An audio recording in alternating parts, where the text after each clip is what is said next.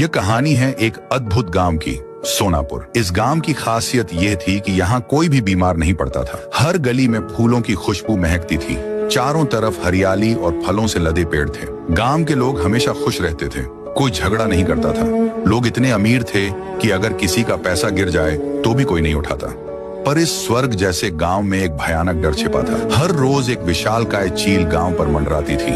उसका नाम था रॉकेट। वह चील अचानक नीचे उतरती, किसी एक इंसान को पंजों में पकड़कर उड़ जाती। गांव वाले उसे रोक नहीं पाते थे। दरअसल रॉकेट चील व्हाइट 444 नामक एक खतरनाक अपराधी के आदेश पर काम करती थी। वह लोगों को पकड़कर एक दूर के बंगले के पिंजरे में बंद करवा देता था। व्हाइट 444 का नाम सुनते ही लोगों की रूह कांप जाती थी। गांव में जैसे ही रॉकेट उड़ती दिखाई देती, एक घंटी बजाई जाती। गांव वाले डरकर अपने घरों में छिप जाते। दुकानें बंद हो जाती, अस्पताल तक सूने हो जाते। पूरा गांव इस चील और उसके मालिक के आतंक में जी रहा था।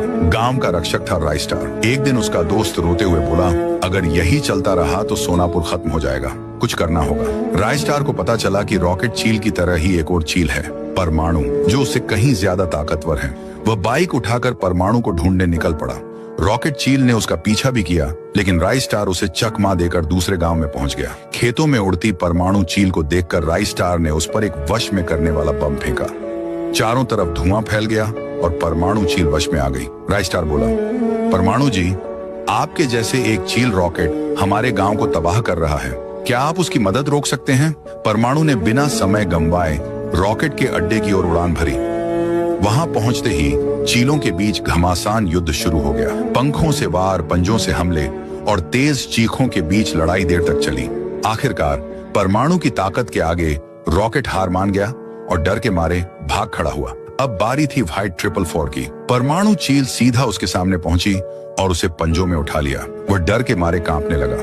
राइस्टार के सामने उसे पटक दिया गया। जब व्हाइट 444 भागने की कोशिश करता है, तभी राइस्टार सामने आकर शॉटगन से उसकी खोपड़ी पर वार करता है। एक गोली और आतंक का अंत। व्हाइट 444 मारा गया। राइस्टार ने सोनापुर को आजाद कर दिया। गांव वाले फिर से हंसने लगे। खुशबू लौट आई और रॉकेट चील कभी वापस नहीं आई।